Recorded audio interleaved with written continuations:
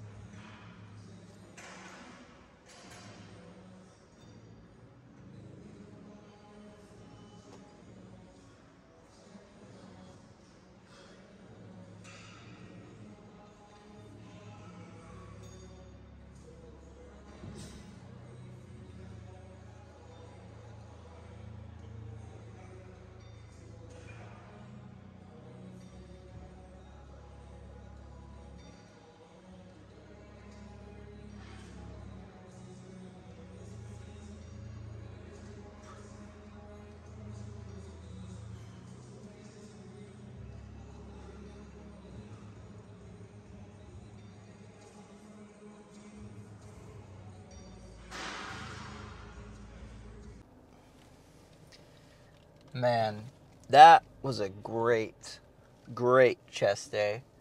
And honestly, a great chest day, that's just a hard feeling to beat in general. Like, it brings this point to mind whenever people ask, why do you like to train? And I sit and I think about it. Really, the only answer that comes to mind is because I love to train. Like, it's really that simple. And who am I to judge, right? I definitely don't want to judge anyone. But whenever I ask people, you know, why do you like to train? And they got some big, grand, you know, everybody has their own reasons, but it's rooted in negative connotations such as, well, that is not good. I saved it, but we're going to have to do a little improv and not crash. But whenever it's to prove them all wrong. They said I couldn't do it. Or maybe you had a bunch of deep-rooted insecurities and that's kind of what's driving you to go to the gym and you never get beyond that. And it's kind of a beating yourself up mentality, right? It's you're going to the gym to punish yourself rather than to reward yourself. You need to look at the gym. It's a privilege, right? If you can go to the gym and train your ass off, that's a special thing, man. Not everybody can do that. There's people out there that wish they could go to the gym and they can't. And going to the gym to beat yourself up mentally, it's not healthy. And same thing goes for if you're trying to prove people wrong, or there's nothing wrong with somebody saying to you that you can't do something and you're like, you know what? You're probably right. But I'm going to prove you, and more importantly, I'm going to prove myself wrong on that one. Like, prove to yourself that you can do whatever you set your mind to. And sooner or later, you're not going to care what people are going to be thinking. Because people are going to think whatever they're going to think. You can't stop them. If you want to turn your camera on in the gym, or you're the first person to start lifting in your family, or whatever it is, people are going to have things to say. And that's okay. And most of the time, they're just projecting their insecurities onto you. But don't let that stop you from doing what you want to do. And I've definitely done that before in my life, and it's held me back. And then I've just had to get to a point where I'm like, you know what? These people aren't preventing me from doing something. They can't tell me what I can or can't do. I decide. But I don't hold on to that. That's not my motivation. I'm not trying to prove somebody wrong, because if you come back and you're like, look what I did, you said I couldn't do it, they're going to be like, yeah, good job, man. And most of the time, they didn't even really mean it in a malicious way. They were just kind of like, oh, dude, that's crazy. Like, I don't think that would ever happen. Because it's a big thing to say that you're going to make this huge change without even actually doing it. So I personally like to keep my goals close to myself. And, you know, when they happen, people will see it. People will see where I'm going, right? The only important thing is that I know where I'm going, and that I believe in myself. And I have people close to me that I talk to, but only those people. And I don't share things with anyone else. So, but yeah, back to what started this whole conversation is solid chest day, man. Can't beat it. It's a very hard feeling to beat, even outside of the gym. So, I hope you learned something from this. Hope you take something out of it. If not, just go have a good chest day like me. And have a great day.